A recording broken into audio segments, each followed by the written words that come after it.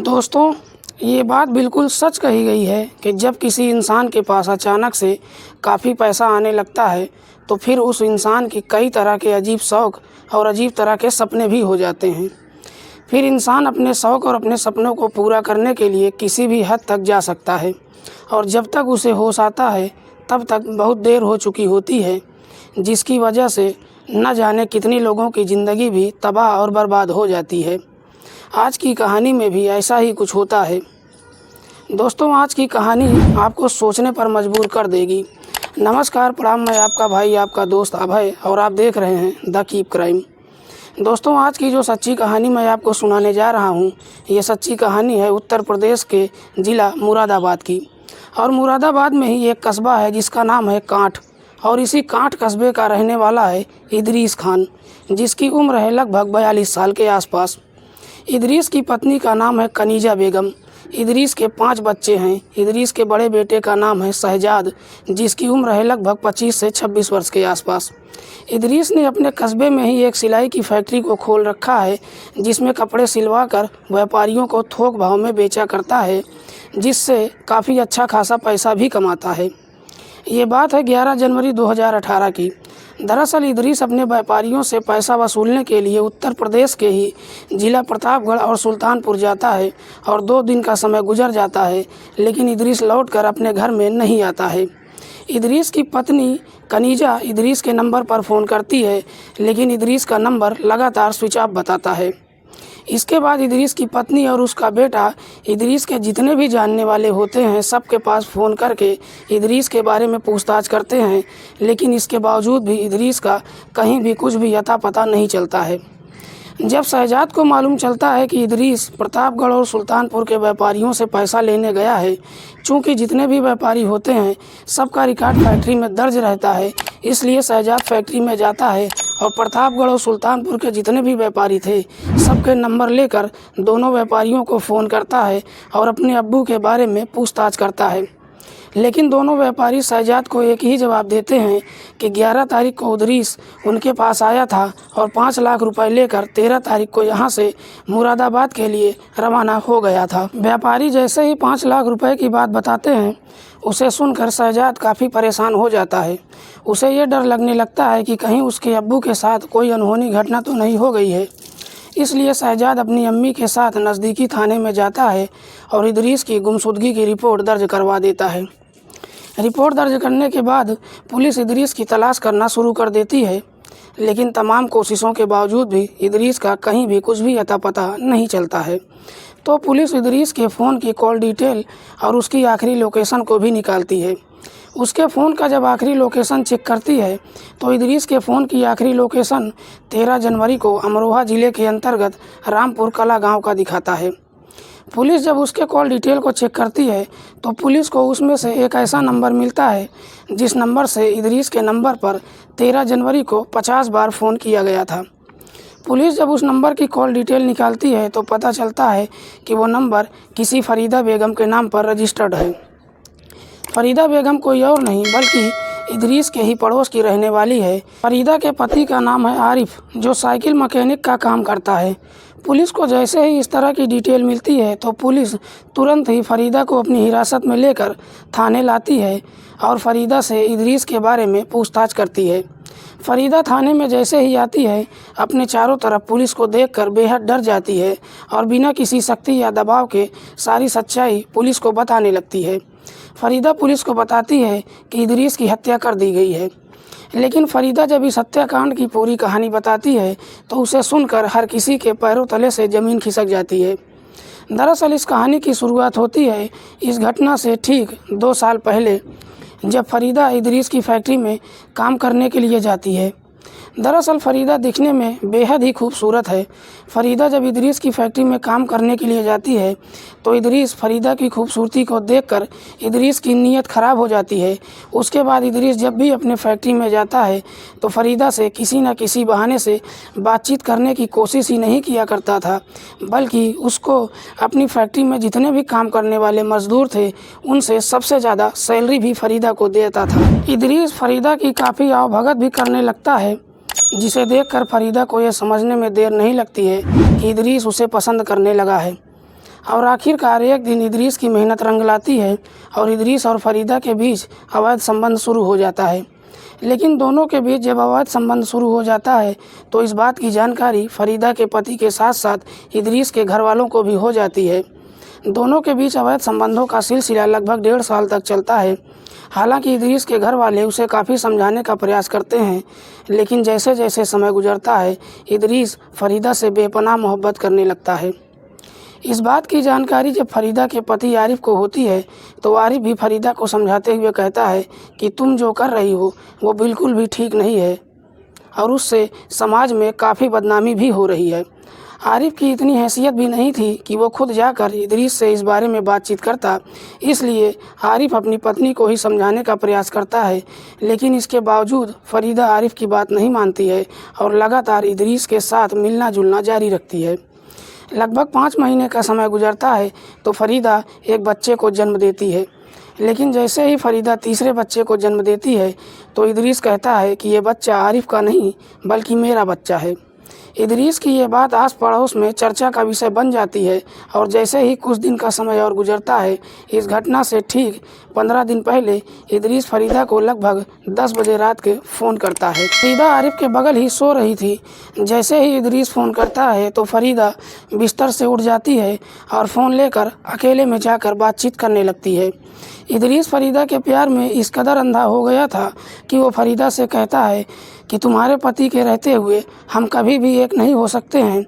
मेरे पास इसका भी एक उपाय है, अगर तुम कहो तो आरिफ को हमेशा के लिए अपने रास्ते से हटा सकता हूँ। आरिफ को मारने के बाद मैं तुमसे निकाह भी कर लूँगा। आरिफ को मारने की बात सुनकर फरीदा उसे समझाते हुए कहती है कि तुम्हें ऐसा कुछ भी करने की ज़रूरत नहीं है, बल्कि हम दोनों के बीच में जैसा रिश्ता चल रहा है वैसा ही चलने दो। फरीदा जब इदरीस से बातचीत करके बिस्तर पर सोने के लिए आती है तो ये सारी बातें उसका पति आरिफ सुन लेता है।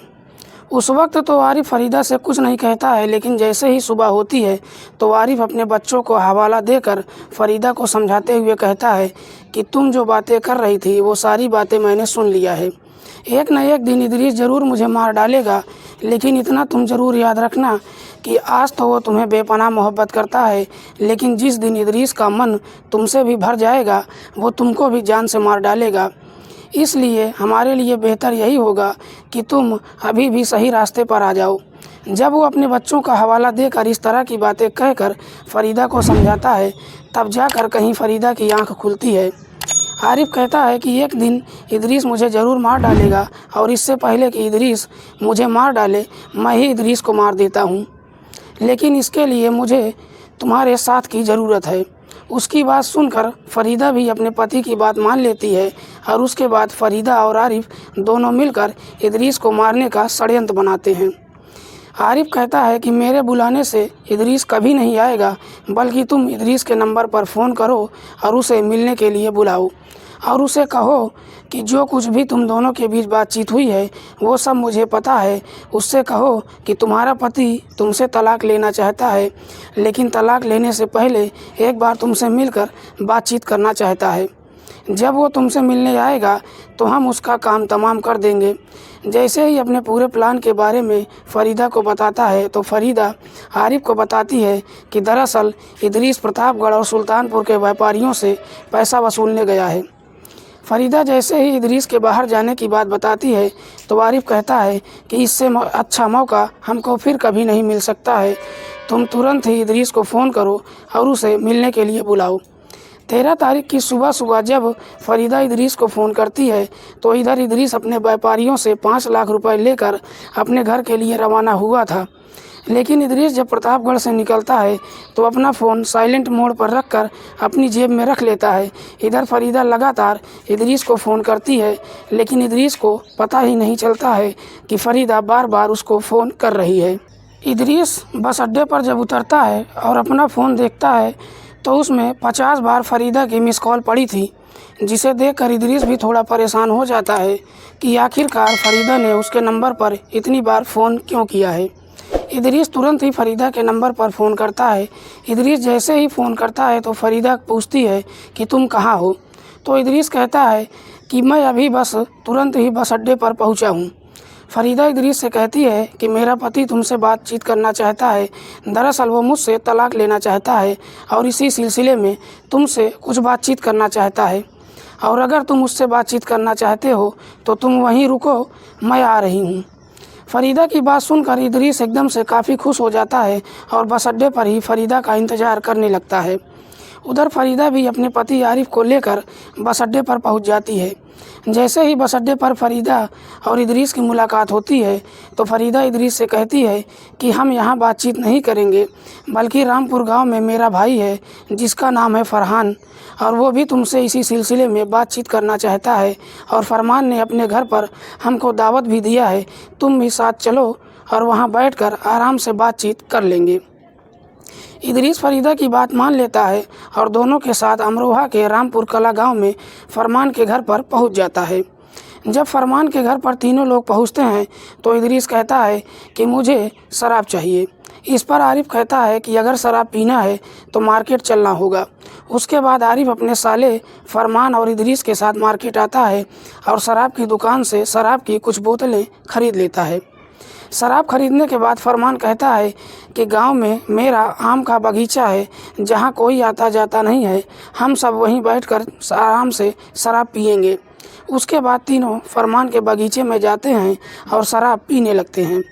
शराब पीने के दौरान आरिफ इदरीस को समझाते हुए कहता है कि तुम मेरी बीवी को छोड़ दो, क्योंकि हम लोग बेहद ही गरीब परिवार से हैं। तुम्हारे पास तो अच्छा खासा पैसा है, तुम्हारा तो कुछ नहीं बिगड़ेगा, लेकिन मेरे बच्चों का भविष्य एकदम से खराब हो जाएगा। आरिफ जब अपने बच्चों की बात करता है तो इदरीस आरिफ से कहता है कि तुम्हारा जो तीसरा बेटा है, दरअसल वो तुम्हारा बेटा नहीं बल्कि वो मेरा बेटा है, और मैं किसी भी हाल में फरीदा से ज़रूर शादी करूंगा। इदरीस जैसे ही आरिफ के तीसरे बेटे को अपना बेटा बताता है, ये सुनकर आरिफ और उसका साला फरमान एकदम से काफ़ी गुस्से में आ जाते हैं और उसी वक्त इदरीस की गला दबाकर हत्या कर देते हैं।